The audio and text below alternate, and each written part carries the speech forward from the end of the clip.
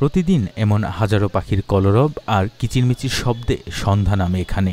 পাখিদের কলকাকলির মধ্যে আনন্দ খুঁজে পায় স্থানীয় মানুষজন।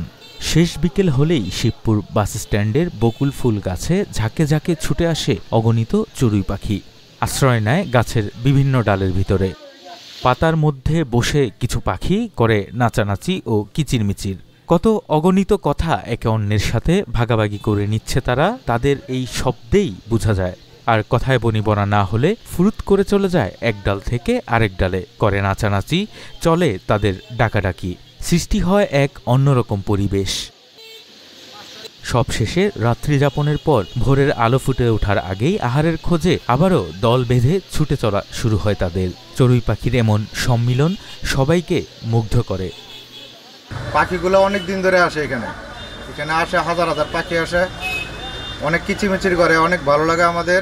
অনেক দূর থেকে মানুষ আসে দেখার জন্য, খুব ভালো লাগে আমাদের। পাখি যেন না হলে কমসে কম হাজারে হাজারের পাখির অভাব নাই, বুঝছেন।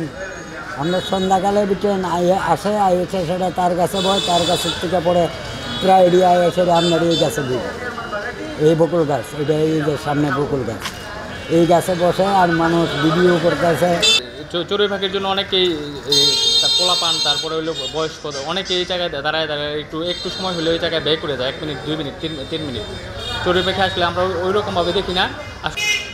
4-5 হাজারের কম হবে না, মিনিমাম 4-5 হাজার হবে, মানে এক ঝাঁকে আসে।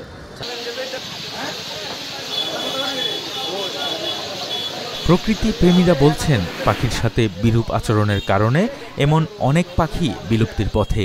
পরিবেশের ভারসাম্য রক্ষায় পাখির প্রতি ভালোবাসা আর সচেতনতা বৃদ্ধির দাবি জানান তারা। তো এই যে পাখিরা তাদের অভয়ারণ্য, তাদের বাসস্থান বা তাদের থাকার যেই জায়গাগুলো ছিল, এগুলো আস্তে আস্তে গাছ কাটার কারণে এগুলো নিঃস্ব হয়ে যাচ্ছে।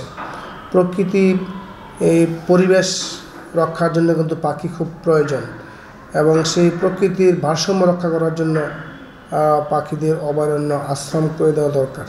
যদি পাখি তাদের গাছপালায় অভয়ারণ্য পেত, তাহলে হয়তো এই পাখিরা অবাধে এইভাবে আসতো না এবং তারা তাদের জায়গায় থাকতো।